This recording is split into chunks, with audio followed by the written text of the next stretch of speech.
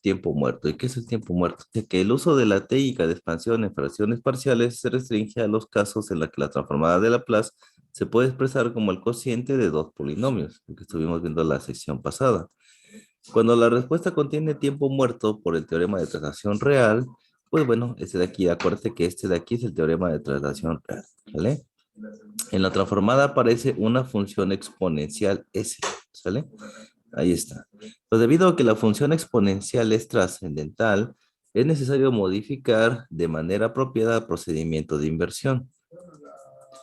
Entonces, si el denominador de la transformada contiene una función exponencial de S, no puede factorizarse porque la función exponencial introduce un número infinito de factores. Por otro lado, los términos exponenciales en el numerador sí se pueden manejar como se verá a continuación. Considere el caso en el que hay un solo término exponencial que se puede factorizar de la manera siguiente. Ys es igual a y1 por s por el exponencial a la menos st sub 0. ¿Sale? Entonces, el procedimiento correcto es expandir en fracciones parciales la parte de la transformada que no contiene el término exponencial. ¿Ok? Entonces, simplemente vamos a agarrar a expandir a fracciones parciales solamente esta parte que está aquí. ¿Vale? Bien.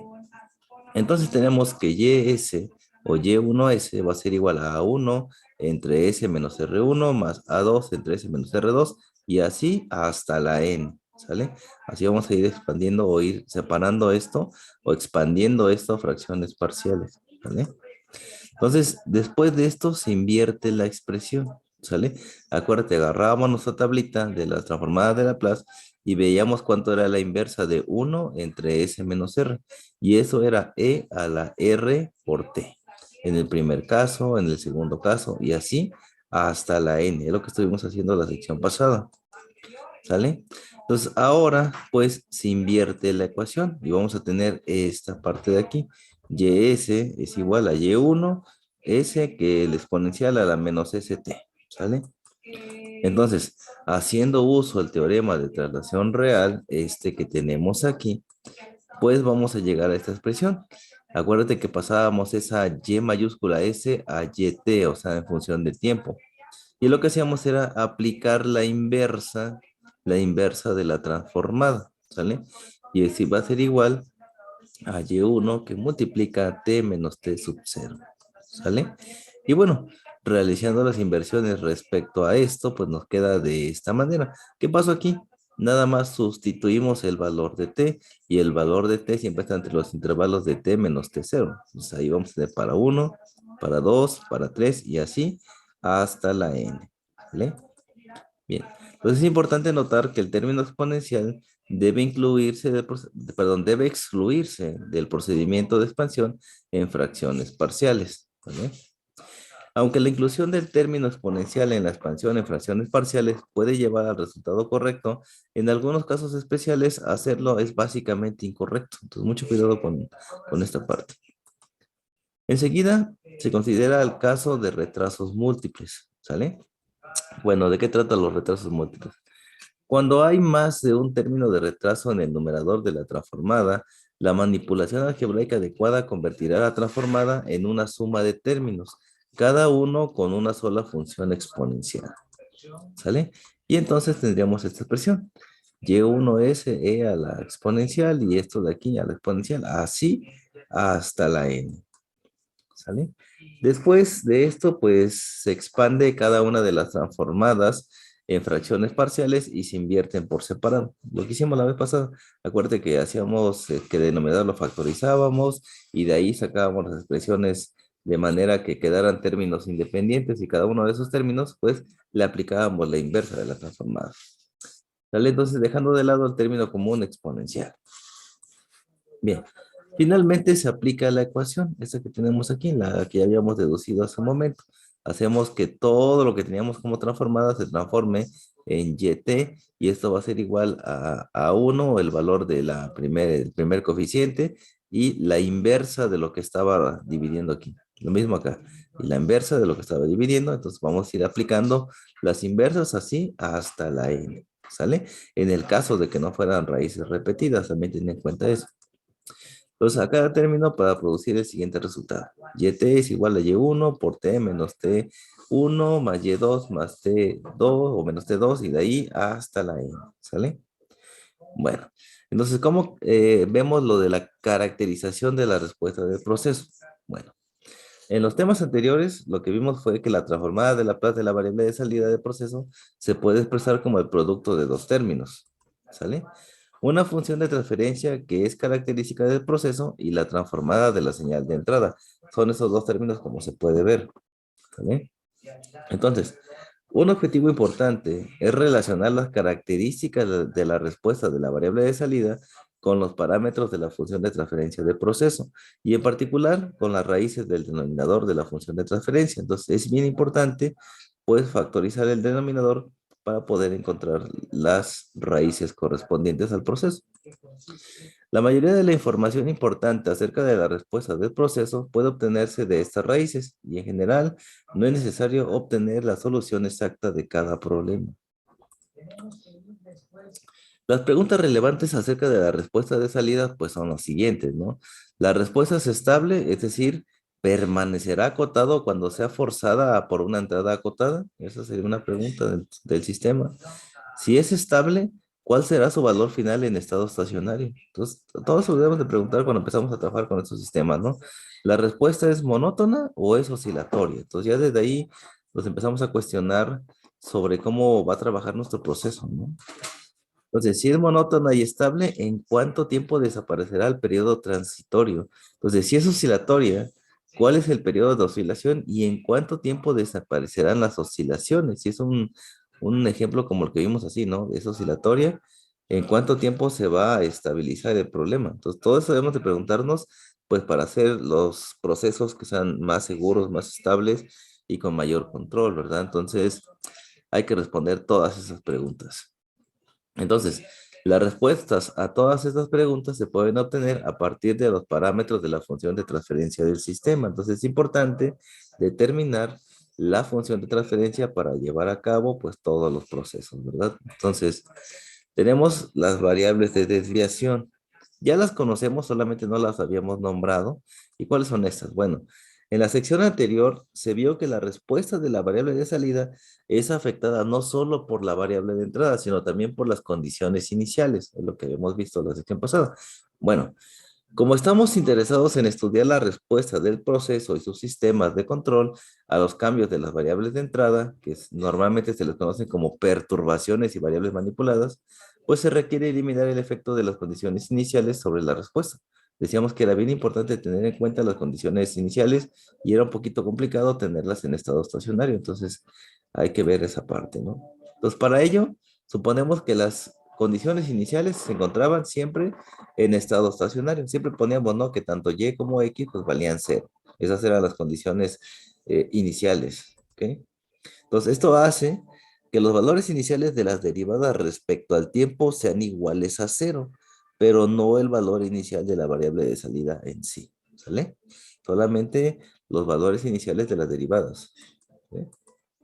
Bien, entonces para eliminar el valor inicial de la salida, se reemplaza la variable de salida con su desviación del valor inicial. ¿Ok? Entonces, esto da origen a las variables de desviación, las cuales se definen a continuación, ¿sale? Entonces tenemos que y mayúscula t, ojo, y mayúscula t es igual a y minúscula t menos las condiciones iniciales, ¿sale? Entonces, donde y o y mayúscula t describe la variable de desviación. Luego, la y minúscula t es el valor total de la variable, ¿ok? Y bueno, las variables de desviación se representan con letras mayúsculas. Ojo con esto, es fácil de entender. Simplemente si te pregunto de variables de desviación, son las letras mayúsculas, así de simple. ¿Sale?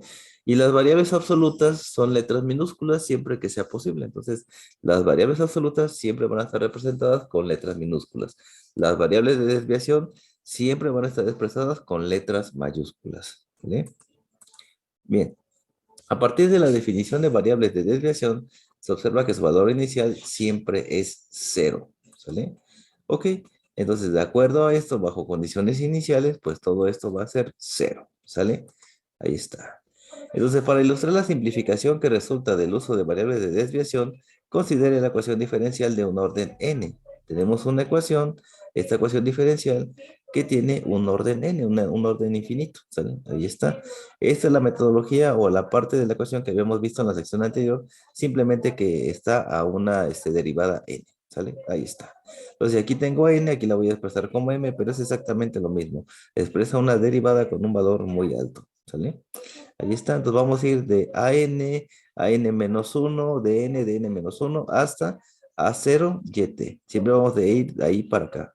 Y aquí vamos a ir también de dm hasta lo que es b0 xt más otra constante, ¿sale? Siempre vamos a ir así en ambos extremos de la ecuación.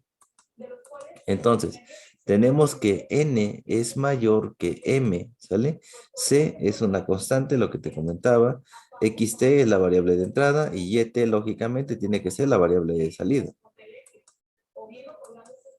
Bien, en el estado estacionario inicial, todas las derivadas respecto al tiempo son cero. Ojo, en el estado estacionario inicial, todas las derivadas respecto al tiempo son cero y se pueden escribir de la siguiente forma.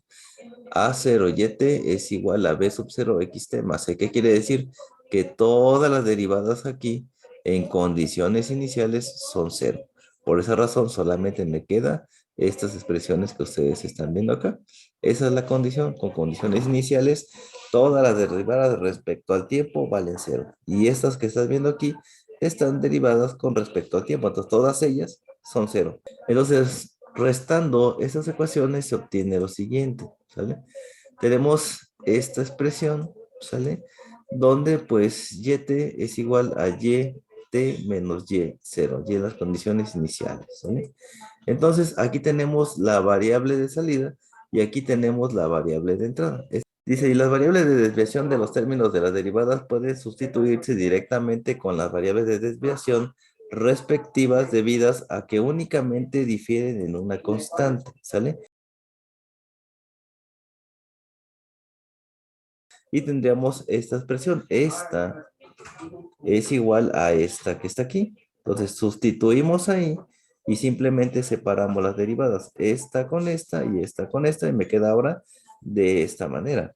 Y esto va a ser igual solamente a esta expresión que tenemos aquí, ¿sale? Descartando esta parte que tenemos acá, ¿vale? Bien. Entonces, hablando de las respuestas de salida, la respuesta de salida ya sabes que es Y, ¿sale? Entonces, para mostrar la relación entre la respuesta de la salida y las raíces del denominador de la función de transferencia, se aplica la transformada de Laplace. Siempre es aplicar transformada de Laplace a una ecuación diferencial de orden n expresada en variables de desviación. Entonces, tenemos aquí las derivadas, ya están, son todas las que tenemos de orden n, ¿sale? Y se despeja la transformada de salida. ¿Cuál es la transformada de salida? Esta y esta es la que yo estoy buscando. Entonces, hay que despejar esto de esta ecuación de orden n. Entonces, factorizamos toda esta expresión y luego todo esto de aquí va a pasar dividiendo hacia el otro lado. Y entonces me queda de esta manera la transformada a la salida, ¿sí? YS es igual a todo esto que tenemos aquí, ¿sale? Y listo. Donde se utiliza el hecho de que todas las condiciones iniciales son cero, ¿no? Por esa razón, todas las derivadas que están aquí las quitamos y solamente nos quedó esta expresión en cada una de ellas, ¿sí? Bien, entonces la expresión entre corchetes es la función de transferencia y su denominador se puede factorizar en n términos de primer orden, uno para cada uno de sus raíces. Entonces lo que hacemos aquí es factorizar el denominador, como lo estuvimos haciendo en la sección pasada, exactamente lo mismo. Entonces factorizamos y nos queda aproximadamente de esta manera, ¿sí? A n de s menos r1 por s menos r2, así hasta s menos rn, o sea, la raíz n, la raíz que estés trabajando, ¿sale? Y bueno, tenemos que R1, R2 hasta Rn son las raíces del polinomio del denominador. Aquí va a depender del polinomio que estemos trabajando aquí, ¿sale? Además de los n factores que se encuentran en la ecuación anterior, hay factores, perdón, adicionales introducidos en la variable de entrada, ¿sale?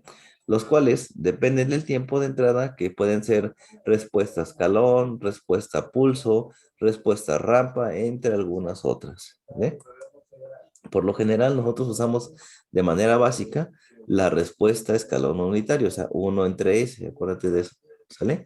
Entonces, a continuación, se hace la expansión de la transformada en fracciones parciales. Una vez que estemos factorizado esto de aquí, lo que tenemos que hacer es la expansión a fracciones parciales. ¿Vale? Y bueno, entonces básicamente nos va a quedar de esta forma, siempre y cuando no haya raíces repetidas. Entonces nos queda A1 entre S menos R1 más A2 entre S menos R2, así hasta AN sobre S menos RN más los términos de la entrada. ¿Vale? Entonces, finalmente, lo que tenemos que hacer aquí, ya que tenemos la expansión en fracciones parciales, es invertir la transformada, ¿sí? Ir a nuestra tabla e invertir la transformada. Este era el siguiente paso. Aquí está. Nos quedaba de esta manera según nuestra tabla. Esto más los términos de la salida, ¿sí? Perdón, los términos de la entrada. Recuerda que X es entrada, no te confundas. X, entrada, y Y es salida, ¿ok? Bien, los n primeros términos del lado derecho provienen de la función de transferencia y el resto de términos varía dependiendo de la función de entrada, ¿sale? Entonces, estos de aquí vienen siempre de la función de transferencia y casi siempre trabajamos con estos, ¿sí? Entonces, no te preocupes ahorita de los términos de entrada, ¿vale? Bien, si cualquiera de las raíces se repite una p cantidad de veces, una n cantidad de veces, su coeficiente se reemplaza por un polinomio en t del grado p menos 1, como se mostró en la sección anterior. El número total de términos propuestos será n, contando los términos en el polinomio de t, ¿sale? Entonces, cuando tenemos todas las raíces reales, pues si todas las raíces son reales, los términos de la ecuación anterior son los siguientes. Funciones exponenciales simples del tiempo que solo aumentan con el tiempo si la raíz es positiva o disminuyen a cero si la raíz es negativa. ¿Vale? Bueno, por consiguiente, las raíces reales no pueden producir respuestas oscilatorias. ¿Vale? Además, si alguna de las raíces es positiva, la respuesta crecerá exponencialmente sin límite, por lo que será inestable. Ojo, si alguna de las raíces es positiva, la respuesta crecerá exponencialmente sin límite, por lo cual será inestable. Ustedes podrían preguntarse lo siguiente: ¿qué pasa si el coeficiente del término con raíz positiva es cero? Ah, bueno, el sistema sigue siendo inestable. ¿Por qué? Porque la raíz está teniendo un término positivo. Nada más por esa razón, no importa que el coeficiente sea 2, 3, 4, 2000, 5000, 10000, no importa. ¿Vale? Bien, un coeficiente de cero quiere decir que para una entrada particular el sistema no crecerá, ¿sale? Otra vez, un coeficiente de cero quiere decir que para una entrada particular del sistema no crecerá sin límite como un lápiz apoyado en la punta afilada, ¿sí? Pero a la menor desviación respecto a su condición de equilibrio, el sistema se apartará rápidamente de esa posición. Entonces está así como que entre sí y que no, este sistema, ¿sale? Bien, de esta manera, para responder las preguntas iniciales, cuando todas las raíces del denominador de la función de transferencia son reales, pues tenemos lo siguiente. La respuesta es monótona, no oscilatoria, ¿sale? Es estable solo si todas las raíces son negativas. Ojo aquí, solo si todas las raíces son negativas, el sistema es estable, ¿sale? Los vamos a ver aquí. Tenemos la figura A y B, son ejemplos de respuestas monótonas, estable e inestable respectivamente. Ahorita vamos a ver cada una de ellas. Bueno, respecto al tiempo que le toma de caer a la respuesta transitoria, se puede observar que cada término exponencial comienza con un valor en la unidad. Por ejemplo, e a la cero, y todo número elevado a la cero es 1. Por eso es que siempre empezamos con la unidad, ¿sale? Y si la raíz es negativa, pues decae a cero con el tiempo, ¿sale? Entonces, teóricamente, una función exponencial nunca llega a cero. Ojo, una función exponencial nunca llega a cero. Puede partir de cero, pero que llegue a cero no va a pasar, ¿sale? De manera que es necesario definir un umbral por debajo del cual se considera la respuesta transitoria de desaparición, ¿sale? Bien. Entonces, digamos que el umbral para cada término de la respuesta se define menor del 1% de su valor inicial, ¿sale? Para usar un número de fácil manejo, sea el exponencial RT, que es la inversa que hemos estado trabajando, epsilon es igual a 5, por lo tanto, eso va a ser igual a 0.0067 o 0.67%, que es menor al 1%. Entonces hay que tener ahí en cuenta estos valores, ¿sí? Las raíces, sobre todo. Bien. Entonces, si el tiempo requerido para que el késimo término exponencial alcance 0,67 de su valor inicial es el siguiente. K, T sub K es igual a menos 5 entre RK, ¿sale? Y esta K, acuérdate que hace referencia, pues, a las diferentes raíces que estamos trabajando, ¿sale? El tiempo con respecto a la raíz 1, la raíz 2, la raíz 3, y vamos a ir calculando el tiempo para cada una o cada uno de nuestros experimentos, ¿sale? Entonces, de esta manera, a la raíz con el menor valor absoluto, le tomará el tiempo más largo para su respuesta transitoria de Kaigas. Entonces, otra vez, de esta manera, a la raíz con el menor valor absoluto, o sea, la menos negativa, le tomará el tiempo más largo para que su respuesta transitoria decaiga. ¿Sale? Pues ahí vamos a ver. Esta raíz se denomina raíz dominante de la respuesta. ¿Ok? Y entonces en base a eso tenemos la siguiente figura. Dice que en la parte de la figura A, esta es estable con raíz negativa. Ojo, estable con raíz negativa. Inestable, esta que está aquí, con raíz real positiva. ¿Sale? Para la parte del inciso C, es oscilatoria estable raíces complejas con parte real negativa. O sea, prácticamente las estables tienen raíces negativas, ¿sale? Y tenemos el inciso D, que es oscilatoria inestable, raíces complejas con parte real positiva. Te das cuenta que las estables deben de tener raíces negativas, ¿sale? Bien. Entonces tenemos el par de raíces conjugadas complejas. Bueno, las raíces complejas de un polinomio real se presentan en pares conjugados complejos como lo son esta expresión que tenemos aquí. R1 es igual a ρ más I por omega, ¿sale? Entonces ahí está. Para el caso de R2 es exactamente lo mismo, pero ahora en dirección contraria, ¿sí? Ahí está. Y bueno, tenemos que rho es la parte real y omega es la parte imaginaria, ¿sale? Entonces siempre va a existir una parte real y una parte imaginaria por cada una de nuestras raíces, ¿vale? Entonces, en el caso de uno de estos pares de raíces, la transformada expandida de la salida es la siguiente. Aquí está. Simplemente expandimos la salida. Eso es todo. Pusimos la parte real y la parte imaginaria. La parte real y la parte imaginaria. Es el complemento a lo que estábamos viendo de la sección anterior. ¿Sale? Y entonces, simplificando esto, me queda esta expresión de esta manera. A1 más A2 que multiplica S menos P. ¿Sale? Y abajo queda dividiendo S menos P al cuadrado más W al cuadrado. ¿Sale? Más el imaginario que multiplica A1 más A2 por omega entre S menos P al cuadrado más W. A esto lo puedo llamar A, B, W, T, Z, el valor que tú quieras. Y a esto también podría ponerle un nombre. Entonces, si les pongo un nombre, esta ecuación se simplifica aún más y me queda de esta manera, ¿sale? Aquí también puedo darle un nombre a esta parte de aquí y me queda esta variable, donde esta de aquí va a ser igual a esta sección que tenemos aquí y esta de aquí va a ser igual a esta sección que tenemos acá, ¿sale? Y bueno, definimos qué es cada una de ellas, ya lo habíamos entendido y ahí está.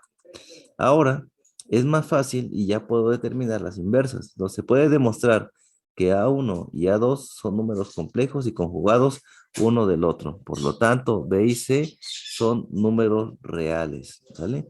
Pues ahora se puede invertir la ecuación sin ningún problema. Voy a ir a mi tabla y voy a buscar algo que se asemeje a lo que tengo aquí, ¿sale? Entonces aquí tengo mi tablita y voy a ver cuál de ellos se asemeja. Mira, a ver, tenemos aquí entre comillas 1 entre un valor al cuadrado más omega al cuadrado. 1 entre un valor al cuadrado más omega al cuadrado. En este caso, esto de aquí va a ser S y este de aquí va a ser S. Entonces voy a buscar uno que se parezca. ¿Cuál se parece? ¿Cuál se parece? Aquí se parece, pero resulta que aquí son dos términos. Bueno, tenemos 1, 2 al cuadrado. Entonces este no puede ser. Este tampoco. Este podría ser uno y este también podría ser otro. ¿Qué tiene que ver aquí o cuál es la diferencia aquí? Si yo dije que este es S, este es S también y este es S también, entonces tengo S entre S cuadrada más omega cuadrada, que representa esto que está aquí. Entonces, esa puede cambiar por el coseno de omega t. Y luego la otra, tengo omega entre S menos A o S más A al cuadrado más W. Entonces podría usar cualquiera de estas. Aunque esta de aquí está un poquito más complicada, lo más seguro es ocupar estas dos que están aquí. ¿Por qué? Por definición, ¿sale? Por definición van a ser esas dos y siempre vamos a usar los términos más simples. Y en este caso tengo omega entre S cuadrada más W, que es este que está aquí. La inversa de esto va a ser el seno de omega t. Luego la otra, tengo S entre S cuadrada más omega al cuadrado, que es esta que está aquí. Y entonces esto va a cambiar por coseno de omega t. Es aplicando nada más la inversa. ¿Sale? Y ahí está, mira.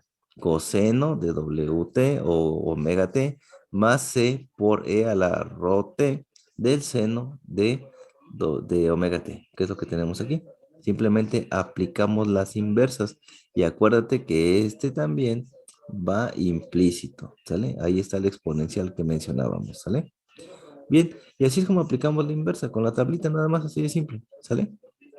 Y bueno, lo que podemos ver aquí que tenemos el exponencial al arrote de los dos lados, nada más factorizamos la expresión y nos queda de esta manera, ¿sale? Bien, pues esta ecuación se puede simplificar aún más utilizando la identidad trigonométrica y por eso es bien importante todos los cursos que tuviste de álgebra, porque si no sabes álgebra, pues va a estar un poquito complicado que puedas aplicar conceptos aquí que tienen que ver con esa materia, ¿sale? Entonces tenemos que el seno de omega t más el ángulo va a ser igual al seno del ángulo por el coseno de omega t más el coseno del ángulo por el seno de omega t, ¿sale? Entonces, ahí está. Y este resultado, pues finalmente, pues va a ser, si esto de aquí representa esta parte que está aquí, pues simplemente simplificamos y la ecuación nos va a quedar de esta manera. Y tenemos que D va a ser igual a B cuadrada más C cuadrada, la raíz de B cuadrada más C cuadrada, y esta es la amplitud inicial, ¿sale? Esta D que está aquí. Y bueno, el ángulo, pues ya sabes cómo calcular el ángulo sigue siendo lo mismo, el ángulo va a ser igual al arcotangente de la pendiente, ¿no? Y la pendiente, pues, lógicamente, va a ser B entre C, ¿sale? Y este, bueno, pues es el ángulo de la fase en radianes, ¿ok? Bien, entonces así es como calculamos esta sección. Bien, ese resultado muestra que la respuesta es oscilatoria debido a que contiene la función sinusoidal, ¿sale? Entonces, la amplitud de ondas sinusoidal varía con el tiempo de acuerdo con el término del exponente. Entonces, eso sí va a impactar bastante pues, en este gráfico, ¿sale? El cual es inicialmente la unidad, pero puede crecer con el tiempo si ρ es positiva o decae a cero si ρ es negativa, ¿sale? Bien, por lo tanto, para el caso de uno o más pares de raíces conjugadas complejas, pues la respuesta es oscilatoria, ¿sale? Las oscilaciones crecen con el tiempo, que eso es una respuesta inestable, ¿sale? Si cualquiera de los pares de raíces complejas tienen partes reales positivas, entonces, si son positivas, entonces no se va a mantener estable, ¿sale? Entonces hay que ver que sean raíces negativas para que el sistema, pues, se mantenga estable, ¿vale? Entonces tenemos la ecuación que ya definimos, ¿sale? Esta muestra que la frecuencia de la onda sinusoidal es igual a la parte imaginaria de las raíces en omega, ¿sí? Eso en radianes por unidad de tiempo. ¿Ok? El periodo de las oscilaciones es el tiempo que toma completar un ciclo, ¿sale? Es decir, el tiempo que le toma al argumento de la onda sinusoidal, omega t más teta, incrementarse en 2 pi radianes, ¿sí? Entonces lo que estamos viendo es la longitud o la amplitud de onda que estamos trabajando en este argumento, ¿sale? Entonces, por tanto, el periodo es el siguiente. El periodo es igual a 2 pi entre omega. La unidad de frecuencia en el sistema internacional es el siguiente. Es el Hertz, que es el número de ciclos por segundo o el recíproco del periodo en segundos. Por lo general, el Hertz es 1 entre S o segundos a la menos 1. Esos son los Hertz. ¿Sale? Sin embargo, las fórmulas requieren que la frecuencia esté en radianes por unidad de tiempo. Entonces, en tanto que el periodo de las oscilaciones está determinado por lo siguiente, omega, ese es el periodo de las oscilaciones. Entonces, omega minúscula es la parte imaginaria de las raíces, ¿sale? La parte real, pues va a ser rho en las raíces. Y esto determina el tiempo que le toma a la oscilación desvanecerse, ¿vale? Bien, ¿Cómo ocurre con la raíz? Como ocurre con las raíces reales, ¿sale? En el tiempo que le toma a las oscilaciones de caer al menos 1% de su amplitud inicial, específicamente en e a la menos 5. Ojo, e a la menos 5, que es igual al 0,67%. ¿Ok? Y bueno, tenemos ahí el tiempo, ¿no? Es menos 5 entre el valor de ρ, ¿sí? Para los números reales. Entonces tenemos que TS es aproximadamente igual al 1% del tiempo de estabilización. Eso es TS, ¿sale? Quizá una mejor medición del decaimiento de las oscilaciones en la razón de asentamiento o la razón a la cual la amplitud de la onda decae en un periodo, ¿vale?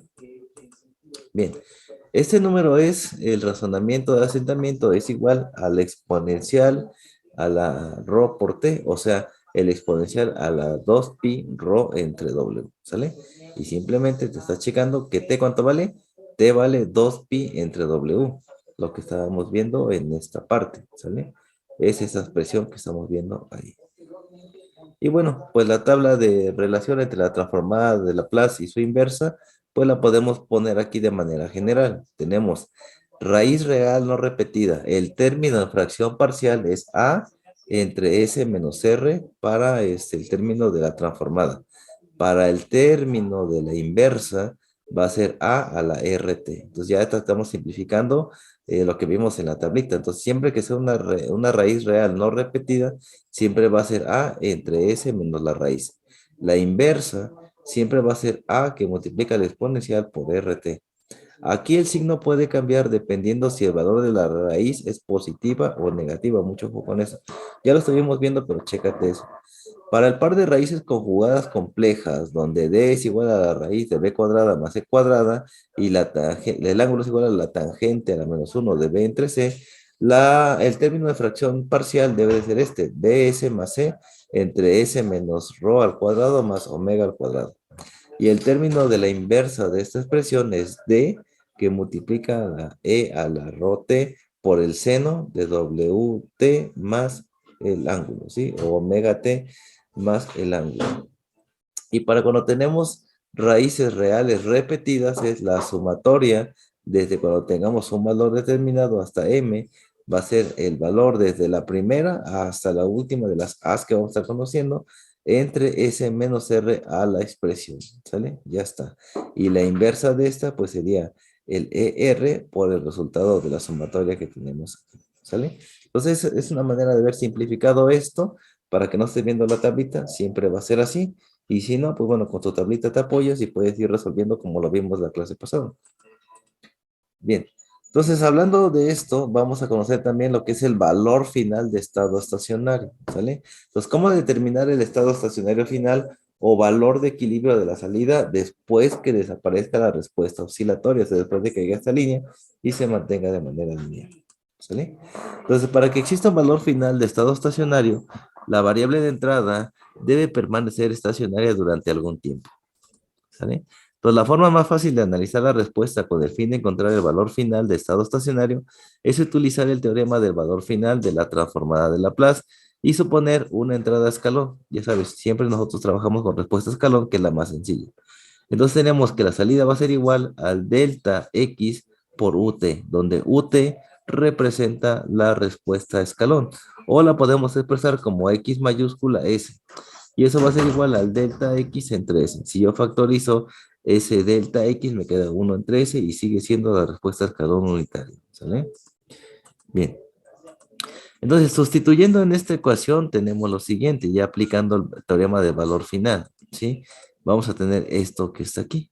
Entonces, vamos a tener delta Y va a ser igual al límite cuando S tiende a cero, pues cuando tenemos S que multiplica la función de transferencia, delta X entre S. Y esto va a ser igual a B sub 0 entre A sub 0 por el delta X, ¿sale? Ahí está la expresión. De esa manera, aquí empieza a verse como complejo, como que no lo entendemos. Ya con los ejemplos vemos, ah, mira, aquí era hacer esto, pasar esta mayúscula, luego esta hay que ponerla de este lado, luego la subimos a la parte de arriba según su tablita y listo. Pero aquí se ve un poquito complejo, pero no lo está, está sumamente sencillo. Lo vamos a ver con un ejemplo. Dice, ejemplo número 6. Caracterizar la respuesta descrita por la siguiente ecuación diferencial. Suponer que el tiempo se mide en minutos y que las variables son desviaciones de las condiciones iniciales de estado estacionario. Y tengo dos ecuaciones diferenciales, la primera y la segunda, ¿sí? Y me dice que apliquemos la transformada de Laplace y despejando pues la parte de la salida para que nos quede una función de transferencia con respecto a la entrada. Entonces tenemos estas dos expresiones, vamos a resolverlas como lo hemos estado haciendo antes. ¿Qué es lo que hacíamos la sesión pasada? Bueno, teníamos la ecuación diferencial y lo primero que hacíamos era aplicar transformada. Y después aplicábamos el teorema de diferenciación. Tenemos la transformada que era nada más prácticamente así, por decírtelo a grosso modo, poner los corchetes y las L's. Eso es aplicar la transformada, ¿no? Y después aplicábamos el teorema de diferenciación real, que era este que está aquí. Entonces, el resultado de esto iba a ser S a la N por este valor que cambia ahora por una letra mayúscula aquí y sería aquí YS en este caso, ¿no? Entonces aplicamos la transformada y aplicamos el teorema de diferenciación real. ¿Sale? Y vamos a tener lo siguiente. ¿Qué pasó aquí? Este es el coeficiente, es el 30 que tenemos aquí, listo. Esta cambió solamente a S, y esta también cambió a S, y esta también cambió a S, y esta también cambió a S, ¿no? Entonces, vamos a tener que el resultado va a ser este que está aquí. Mira, no hicimos nada raro, aplicamos transformada y ya está. Aplicar la transformada no debería de ser complicado. Este sigue estando igual, esta sigue siendo Y mayúscula, esta tiene que ser S y así para cada uno de los términos, ¿sale? Y llegamos a esta expresión, mira, así de fácil, ya está. Lo aplicamos a toda la expresión. Si aquí era también minúscula, pues bueno, vamos a poner un valor en X mayúscula S, ¿sale? Ahí está. Entonces, finalmente hay que factorizar esta expresión que nosotros tenemos aquí, ¿sale? Y me queda esta expresión de esta manera. Ahora, para poner esto en la función de transferencia, esto que está multiplicando, hay que pasarlo del otro lado dividiendo, para que nos quede esta expresión de esta manera. Y ahora, esto que tenemos aquí es la función de transferencia, ¿sale? Y tenemos un polinomio de orden 3. Lo que tenemos que hacer es factorizar el denominador para poder obtener nuestras raíces. Entonces, factorizamos el denominador ya que llegué a esta parte de aquí, ¿sale? Factorizamos el denominador y nos queda de esta manera, ¿sale? Entonces, calculamos ahora las raíces. En este caso, no tengo que aplicar la chicharronera, ¿no? Entonces, simplemente digo que esto es igual a cero, esto es igual a cero y esto es igual a cero. Entonces, tenemos 10x más 1, despejamos x y nos va a quedar menos 1 entre 10, que esto es prácticamente 0.1, ¿sale? Luego tenemos aquí el valor de x va a ser un tercio, va a ser menos 0.33, ¿sale? Y finalmente en esta otra, pues el valor va a ser de menos 1. Y ahí tenemos el primer valor que es menos 1, el segundo valor que es menos 0.33 y el último valor que es menos 1, ¿sale? Bien, entonces las raíces del denominador son 0, menos 0.1 menos 0.33 y menos 0.1. ¿Cómo salió esto? Pues simplemente esta le igual a 0, esta le igual a 0 y esta le igual a 0. Y ahí están los valores de las raíces correspondientes. ¿Vale? Bueno, como las raíces son reales y negativas, la respuesta es monótona y estable. Entonces, si yo saco raíz a esto, es un imaginario. Si saco una raíz a esto, es un imaginario y así nos vamos. Por esa razón, pues la respuesta es monótona y estable. Así de fácil, ¿ya viste? Todo lo que acabamos de ver se resumió a esta metodología de resolución. Esto que estamos aquí para el inciso A es esto que está aquí. Aplicamos transformada, aplicamos el teorema de la diferenciación, factorizamos, esto que está aquí multiplicando pasa dividiendo al otro lado, y después de aquí lo que tenemos que hacer es factorizar el denominador para encontrar las raíces. ¿Sale? Ahí está. Una vez que factorizamos y tenemos las raíces, podemos ver si el sistema es estable o es inestable. ¿Sale? Ahí está. Y entonces la respuesta es la siguiente. Ya que tengo esto, no te confíes aquí, hay que invertir estos que están aquí. Acuérdate que eso se tiene que expandir a fracciones parciales y después se tiene que invertir la transformada. Invertimos la transformada y de esa manera obtenemos estos valores que tenemos aquí. Entonces, invirtiendo la transformada va a ser A1 por el exponencial. ¿De cuánto vale la raíz? Menos 0.1 por t. Aquí lo mismo, el valor de A2 e a la menos 0,33 por t, este valor que está aquí. Y aquí también lo mismo, nada más lo ponemos a la menos 1 por t y listo. Y más los términos de x, no te olvides colocar ahí más los términos de x y listo. Ahí está mi función inversa, la transformada. Como verás, no es nada difícil. La teoría te confunde bastante, te lleva por otros lados, de repente no empezamos a entender conceptos, pero prácticamente es hacer esto que vimos, ¿no? O sea, estos son los pasos. Sacar transformada, aplicar teorema de diferenciación y vamos sustituyendo. Luego ya que tengamos esto, factorizamos, despejamos y factorizamos la parte del denominador. ¿Sí? Y bueno, ya está, hemos calculado toda esta parte del inciso A. Y bueno, una vez que tengamos ya eso factorizado, lo que hacemos es expandir estas fracciones parciales y luego ya nada más aplicar la inversa a la transformada, eso es todo. Entonces los tiempos requeridos para que cada término decaiga al 67% ese E a la 5 de su valor inicial es el siguiente, ¿sale? Decimos TS va a ser igual a menos 5 entre ρ, ¿sale? Y entonces sacamos para cada una de las raíces. Entonces, eso es lo que vimos. Mira, la teoría se veía bien de hueva, pero realmente lo que tienes que hacer es esto. Aplicar lo que ya conocíamos y simplemente que para los tiempos requeridos, cuánto tiempo va a tardar esto, cuánto va a tardar este, cuánto va a tardar esta parte. Entonces, la primera parte va a tardar 50 minutos. Este valor se va a mantener. Lo que vas a cambiar es el valor aquí por el valor de la raíz que determinaste. ¿Sale? Y luego, pues la segunda parte va a tardar 15 minutos y la última parte va a tardar 5 minutos. Hasta donde vemos, son aproximadamente 70 minutos. 70 minutos más bien tiene siendo como 1 hora 10 aproximadamente. ¿Sale? Bien, entonces respectivamente, ¿no? Por lo que el primer término denomina o domina la respuesta al primer término, ¿no? Es donde se lleva pues, el mayor tiempo en esta parte. ¿Sale? Entonces, para un cambio escalón en XT, el valor final de estado estacionario es el siguiente. Es 2,5 entre 1, por lo tanto es 2,5 veces la amplitud del escalón. ¿Sale? Así de simple, lo que estamos manejando ahora. ¿Sale? Ahí está, mira, ¿de dónde salió ese 2,5? No te preocupes, te dije que teníamos que resolver esta parte que está aquí. Y este que está aquí es ese 2,5 que nosotros estamos colocando aquí al final, ¿no? 2,5 entre 1, por lo tanto, va a ser 2,5 veces la amplitud del escalón. ¿Sale? Eso para el inciso A. Para el inciso B es la misma procedimiento, nada más es una ecuación diferencial completamente diferente. ¿Qué tenemos que hacer en base a todo lo que ya leímos? Pues simplemente aplicar transformada, ¿no? Ahí está. Luego, aplicar lo de que es el teorema de diferenciación real. Ya está. Aplicamos. Ahí está. Nos queda de esa manera. Acuérdate que el teorema de diferenciación real lo que hace simplemente es meterle un valor de S al resultado de esto. Esto va a quedar en mayúsculas con S, mayúsculas con S, mayúsculas con S. El teorema de diferenciación real coloca solamente S a la 3, S a la 2, S a la 1 y S a la 0. ¿Sale? Ahí está. Y entonces, con esa metodología, pues vamos a resolver la parte de la expresión para el inciso B. Ahí está.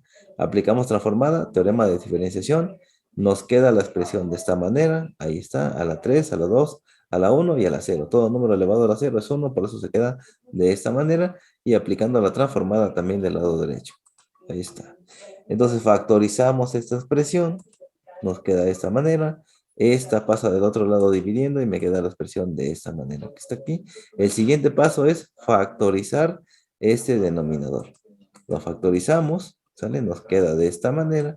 Y ahora pues calculamos las raíces para cada uno de ellos. Aquí la factorización me quedó de esta manera. ¿Qué quiere decir aquí? Tengo una ecuación de segundo orden, por lo cual voy a usar la chicharronera para determinar estas dos raíces. Y esta, pues bueno, prácticamente la igualo a 0 y esta es menos 3. ¿Vale? Entonces aquí tenemos la ecuación cuadrántica, aplicamos la ecuación de segundo grado y simplemente sustituimos los valores A, B y C.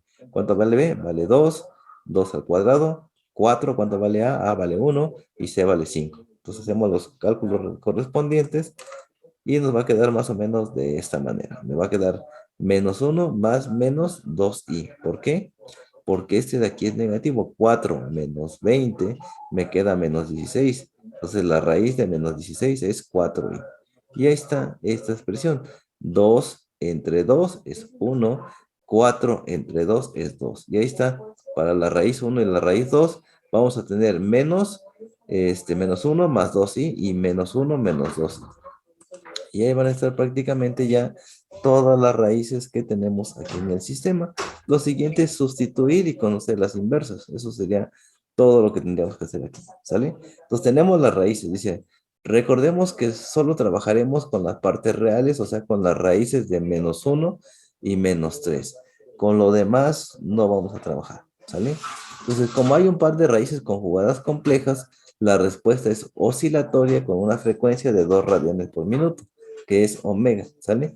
Y un periodo de 2pi entre 2. ¿Cuánto vale omega? Si omega vale 2, es 2pi entre omega, entonces 2pi entre 2, simplemente con este se cancelan y solamente me queda el valor de pi, que son más o menos 3.1416 minutos ya redondeado, ¿vale? Pues ahí está. La respuesta es estable porque la parte real de las raíces complejas es negativa, ¿ok? Y por consiguiente la raíz real también lo es. Entonces la solución es la siguiente, ¿sale? Yt es igual a d por e a la t por el seno de 2t más teta más a3 por e a la menos 3 por t más los términos. Entonces ahí está, simplemente hacer esos cambios, aplicar las inversas, ¿vale? Estamos aplicando las inversas a estas que están aquí, a esta expresión que está aquí, aplicamos inversa para cada una de ellas y nos queda pues la expresión con las frecuencias, ¿vale? Ahí está. Y bueno, finalmente para conocer la onda sinusoidal que decae, ya sabes, siempre es 0.67, con la amplitud inicial pues siempre va a ser esta ecuación, ts menos 5 entre el valor real. Y el valor real tenemos en este caso es menos 1. Por lo tanto, menos 5 entre menos 1 me queda 5 positivo y va a tardar aproximadamente 5 minutos el inciso B. Entonces, mientras que el término con la raíz real decae en 1.666, ¿no? Entonces, simplemente es menos 5 entre menos 3. Decíamos que mis valores que yo voy a tomar como reales eran menos 1 y 3, ¿sale? Menos 1 y 3 son mis valores reales, ¿sale? Nomás, o sea, este y este que está aquí. Los términos imaginarios no los iba a tomar en cuenta, entonces lo que hacíamos ahí es sustituir primero, en la primera son 5 minutos y en la segunda son 1.66 minutos, ¿sale? Y bien, por lo tanto, la onda sinusoidal es el término dominante. Entonces, la razón de asentamiento de la onda sinusoidal es la siguiente. Razón de asentamiento es igual a E a la rho t. Entonces, sustituimos el valor de t, que en este caso va a ser 2pi entre omega, lo que explicaba hace un rato, ¿sale? Ahí está. La razón de asentamiento pues me va a quedar de la siguiente manera. Va a quedarme aquí que es 2pi menos 1 o por menos 1 entre 2. ¿Cuánto valía omega? Dijimos valía 2, ¿sale? Ahí está. Y simplemente ahora el valor real, que era menos 1, va a ser 0.04321 y ahora hay que ver cuando vale menos 3, ¿sale? Entonces esto significa que la amplitud se reduce a 4.32% de su valor durante un ciclo, ¿sale? Bueno, el cambio final de estado estacionario pues viene explicado por esta parte que estábamos viendo la vez pasada. Decíamos que el delta Y es igual al límite de cuando S tiende a 0 de S de la expresión de orden N. ¿Te acuerdas? Ahí estaba, esta era la expresión. ¿Sale? Por lo tanto, esta es mi expresión. Entonces, esta de aquí tiene que ser equivalente a esta que está aquí. Entonces, vemos que B0, que es lo que va a ir aquí arriba, vale 12. A0 tiene un valor de 15, ¿sale? Ahí está. Acuérdate que aquí es A3, A2, A1 y A0. A0 vale 15, B0 vale 12. Así es como sacamos los valores de la expresión, no te me pierdas. A3, A2, A1 y A0. ¿Cuánto vale B0? 12. ¿Cuánto vale A0? 15. Listo. Ahí está.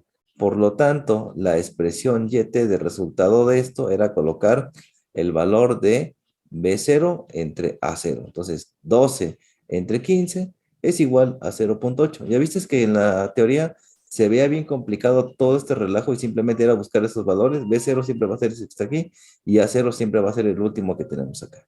Hacemos esa diferenciación y YT va a ser igual a 0.8. Entonces, digo, la teoría confunde, pero ya la metodología es lo que importa, ¿no? Entonces, se ve que está relativamente sencillo. Entonces, es 0. Veces el tamaño del cambio sostenido en la entrada. Y eso sería todo. Y es con esa forma como vamos a estar resolviendo esta sección del curso.